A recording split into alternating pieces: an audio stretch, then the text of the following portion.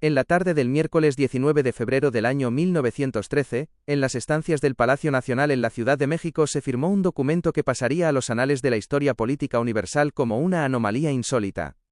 Un hombre de leyes, discreto, distinguido y de modales intachables, llamado Pedro Lascurain Paredes, juró el cargo como presidente constitucional de los Estados Unidos mexicanos. Sin embargo, cuando la última sílaba de su juramento aún resonaba en las paredes del palacio, el cronómetro de la historia comenzó a correr a una velocidad vertiginosa. Apenas 45 minutos después de haber tomado posesión de la banda presidencial, Lascurain firmó un segundo documento, estampó su renuncia irrevocable ante el Congreso y abandonó el poder para siempre. Pedro Lascurain no fue un mandatario elegido por el pueblo ni un caudillo victorioso al frente de un ejército rebelde. Su presidencia, la más corta registrada en los anales de cualquier nación del planeta, fue el resultado de una maniobra de manipulación jurídica y traición militar impecablemente calculada. Aquel episodio surrealista fue el clímax dramático de uno de los capítulos más oscuros y sangrientos de la política mexicana, la llamada Decena Trágica. Detrás de aquella presidencia efímera de 3/4 de hora no solo se escondía el golpe de Estado encabezado por el general Victoriano Huerta para derrocar al presidente democrático Francisco I. Madero. En la sombra de los acontecimientos operaba una conspiración internacional en la que diplomáticos extranjeros, cuartelazos militares y acuerdos secretos redactados en embajadas, se aliaron para liquidar el primer experimento democrático del siglo XX en México. Aquel golpe militar no solo costó la vida del presidente Madero y del vicepresidente José María Pino Suárez en las afueras de la penitenciaría de Lecumberri. La maniobra de los 45 minutos desató una ola de indignación y resistencia armada a lo largo y ancho del país, encendiendo la llama de la fase más cruenta y multitudinaria de la Revolución Mexicana. ¿Cómo fue posible utilizar la propia Constitución de 1857 para legitimar un golpe de Estado sanguinolento? ¿Qué papel jugó el embajador de los Estados Unidos, Henry Lane Wilson, en la orquestación del derrocamiento del gobierno mexicano? ¿Y cómo vivió Pedro Lascurain los 45 minutos en los que ocupó con acento agudo el puesto de hombre más poderoso de la República? En este viaje a las entrañas de la política revolucionaria, analizaremos los archivos constitucionales de la época, la intriga de los cuarteles militares y la trampa jurídica que conmocionó a México. Para comprender la magnitud del drama político de 1913, debemos retroceder a los orígenes del gobierno de Francisco I. Madero. Tras el estallido de la revolución en 1910 y la caída de la larga dictadura del general Porfirio Díaz, Madero asumió la presidencia de la República en noviembre de 1911 tras unas elecciones democráticas ejemplares. Sin embargo, el gobierno de Madero nació acorralado por presiones contradictorias y despiadadas. Por un lado, los campesinos y caudillos revolucionarios como Emiliano Zapata exigían reformas agrarias inmediatas y la restitución urgente de sus tierras ancestrales. Por otro lado, la vieja élite porfirista, los grandes latifundistas y los altos mandos del Ejército Federal, veían a Madero como un líder débil, idealista e incapaz de mantener el orden público en el país. A esta volatilidad interna se sumó la figura hostil e injerencista del embajador de los Estados Unidos en México, Henry Lane Wilson. El diplomático estadounidense, alineado con los intereses de las grandes petroleras y corporaciones de su país, despreciaba abiertamente al presidente Madero y conspiraba activamente con los militares disidentes para provocar el colapso de su régimen. El 9 de febrero de 1913 estalló en la capital del país una sublevación militar encabezada por los generales porfiristas Bernardo Reyes y Félix Díaz. Durante 10 días de terror y caos urbano conocidos como la Decena Trágica, la Ciudad de México se transformó en un campo de batalla feroz. Los cañonazos y el fuego de ametralladora destruyeron edificios públicos, sembraron las calles de cadáveres de civiles inocentes, y paralizaron por completo la vida institucional de la República. En un error táctico de consecuencias fatales, el presidente Madero confió la defensa militar del Palacio Nacional y el mando de las tropas leales a un hombre de su absoluta confianza aparente, el general Victoriano Huerta. Lo que Madero ignoraba era que Huerta, apodado por sus detractores como el Chacal, estaba jugando un doble juego maquiavélico.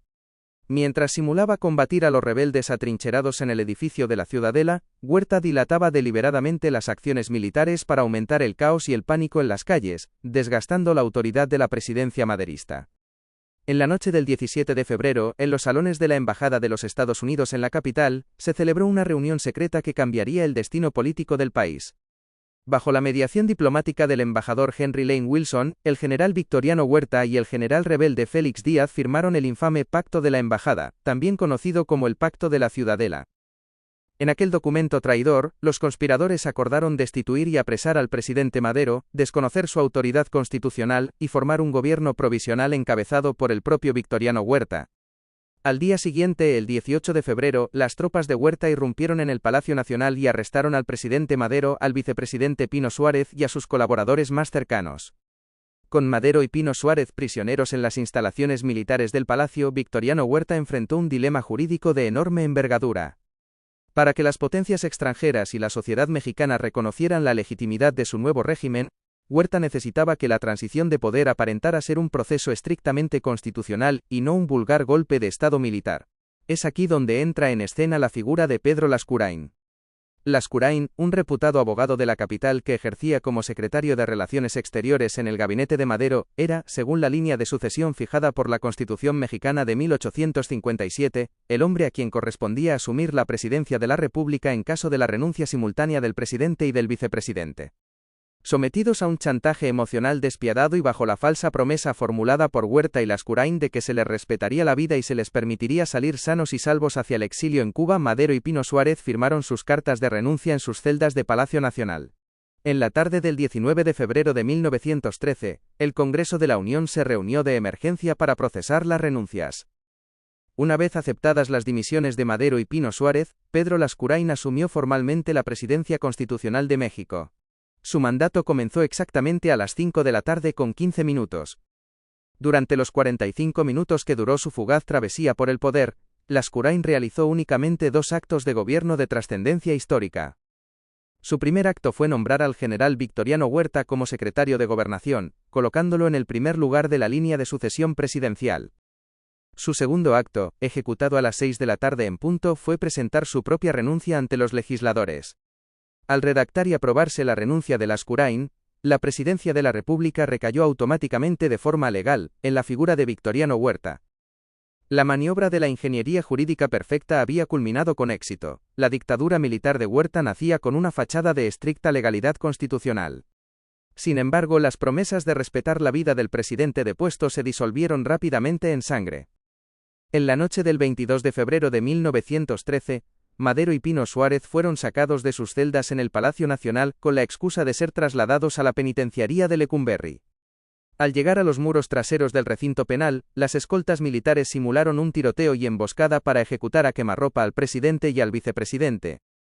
El régimen golpista justificó la masacre ante la prensa aplicando la infame ley fuga, afirmando falsamente que los prisioneros habían intentado escapar durante el trayecto. El asesinato de Madero y la farsa jurídica de los 45 minutos no consolidaron el poder de Victoriano Huerta, por el contrario, desataron la indignación nacional. En el estado de Coahuila, el gobernador Venustiano Carranza desconoció de inmediato al gobierno usurpar de Huerta y promulgó el Plan de Guadalupe, llamando a la creación del ejército constitucionalista para restaurar el orden legal destruido en la capital. A la lucha de Carranza se sumaron los ejércitos populares del norte bajo el mando de Francisco Villa y las fuerzas del sur encabezadas por Emiliano Zapata. La segunda etapa de la Revolución Mexicana se transformó en una conflagración bélica total que consumió al país durante años, hasta la derrota definitiva y el exilio de Victoriano Huerta en 1914. Por su parte, Pedro Lascurain abandonó para siempre la vida pública tras su efímero y polémico paso por la historia. Se retiró al ejercicio privado de la abogacía, llegó a ser rector de la Escuela Libre de Derecho y falleció en la Ciudad de México en 1952 a la avanzada edad de 96 años. Llevando consigo la sombra indeleble de haber sido el presidente de los 45 minutos. La historia de la presidencia de Lascurain permanece en los anales de la política como un testimonio sobrecogedor, sobre cómo las leyes y las instituciones pueden ser manipuladas para encubrir la violencia de las armas. Nos recuerda que la legitimidad de un gobierno no reside en la fría letra de los trámites burocráticos, sino en el respeto absoluto a la voluntad democrática de los pueblos. Y con el eco de los debates parlamentarios resonando en el Palacio Legislativo de la Ciudad de México llegamos al término de nuestro apasionante recorrido de hoy. La historia de la presidencia de 45 minutos de Pedro Lascurain y los trágicos acontecimientos de la Decena Trágica no es solo un relato de traiciones militares y manipulación constitucional. Es una lección sobre cómo la ambición de poder y la injerencia extranjera pueden descarrilar los sueños democráticos de toda una nación. Nos resulta prodigioso pensar que en menos de una hora, la historia de México fue reescrita en un despacho mediante la firma de 2 nombramientos estratégicos. Queremos ver en la evolución política de los países procesos lineales guiados por principios elevados.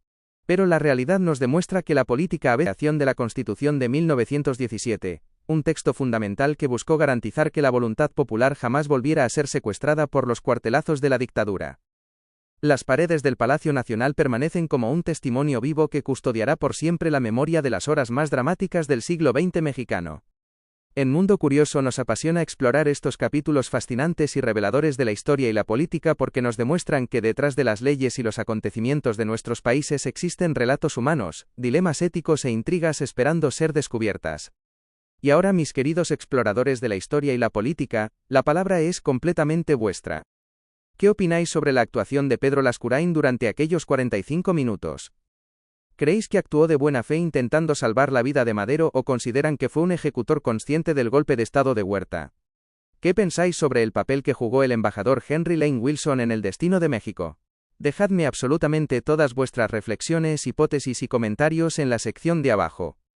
Ya sabéis que me encanta leeros a todos, responder a vuestros mensajes y participar en los apasionantes debates que organizamos en nuestra comunidad de mentes inquietas.